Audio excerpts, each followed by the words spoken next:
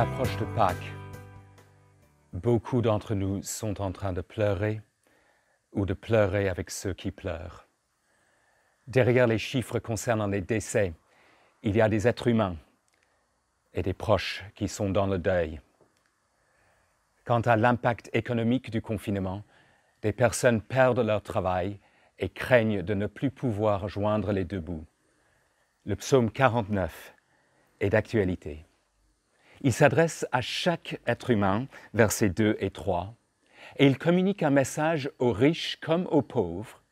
Aux pauvres, le psaume a ceci à dire, et on peut l'appliquer non seulement aux pays en développement, mais encore aux personnes en Europe qui sont en difficulté financière. Ne craignez pas les personnes qui pourraient exploiter votre fragilité économique ou en profiter pour rendre votre vie encore plus pénible. Votre patron, votre banquier, le propriétaire de votre logement, ces personnes vont mourir comme tout autre être humain. Et donc, message pour les riches, la plupart d'entre nous en Europe, ne placez pas votre confiance dans la richesse. Vous mourrez comme les autres et vous ne pourrez rien emporter. Même s'il y avait une fondation qui portait votre nom, voire une rue. Verset 12. Ils s'imaginent que leurs maisons seront éternelles, que leurs résidences dureront toujours, eux qui avaient donné leur propre nom à leur terre. Le Covid-19 n'a pas épargné un ancien Premier ministre de Somalie, le président de la Banque Santander Tota, l'homme politique français Patrick Devedjian. Boris Johnson est actuellement aux soins intensifs. Verset 13. Mais l'homme qui est honoré ne dure pas, il ressemble aux bêtes qu'on extermine.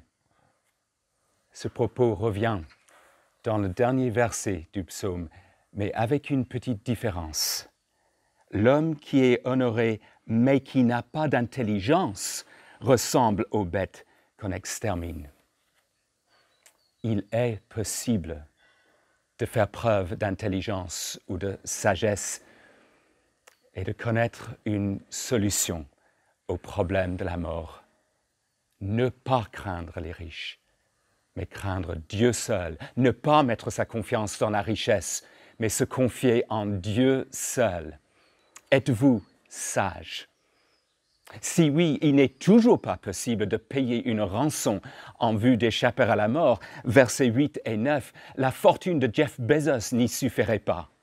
Mais, verset 16, mais Dieu rachètera mon âme du séjour des morts. Oui, il me prendra.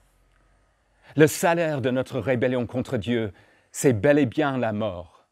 Mais le don gratuit de Dieu, c'est la vie éternelle en Christ Jésus notre Seigneur. Jésus a endossé les conséquences de notre rébellion en mourant à notre place. Il est revenu de la mort et il a conquis la mort. La rançon est payée, si bien que nous pouvons dire, nous qui sommes en Christ, mort, où est ton aiguillon? Enfer, où est ta victoire? Joyeuse Pâques.